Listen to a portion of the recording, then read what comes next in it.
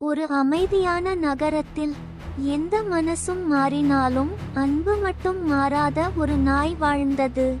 அதன் பெயர் maths. ஜெஸ்ஸிக்கு maths ஒரு குழந்தை மாதிரி. ஆனா மேக்ஸ்விற்கு ஜெஸ்ஸியே முழு உலகம்.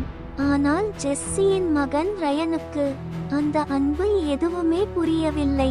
ஒரு நாள் ரயனின் கோபம் எல்லையை மீறியது. மேக்ஸ் தான் அதன் பலி. நிஜம் தெரியாமல் ஜெஸ்ஸி தவறானவனை குற்றம் சொன்னாள். கோபத்திலும் துக்கத்திலும் அவள் அதிகம் நேசித்த நாயை வீட்டிலிருந்து வெளியேற்றினாள். மழை இரவில் மேக்ஸ் தனியாக இருந்தாலும் அவன் நம்பிக்கை மட்டும் உடையவில்லை. ஜெஸ்ஸி திரும்ப வருவாள் என்று காத்திருந்தான். அவள் பார்க்கவில்லை என்பதே தவறு. ரயனின் கோபம் பிறகு தனது தாய் மீது விழுந்தது. இதயம் உடைந்த ஜெஸ்ஸி கவனிக்காமல் சாலையில் நடந்து சென்றாள். ஆபத்து அவளை நோக்கி விரைந்து வந்தது.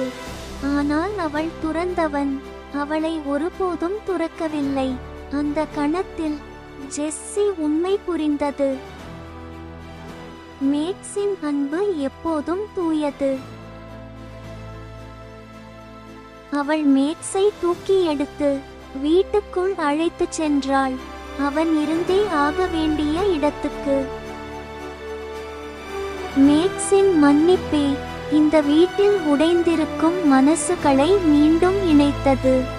ஏனெனில் உண்மையான நம்பிக்கை எப்போதும் தனது வீட்டை கண்டுபிடித்துவிடும்.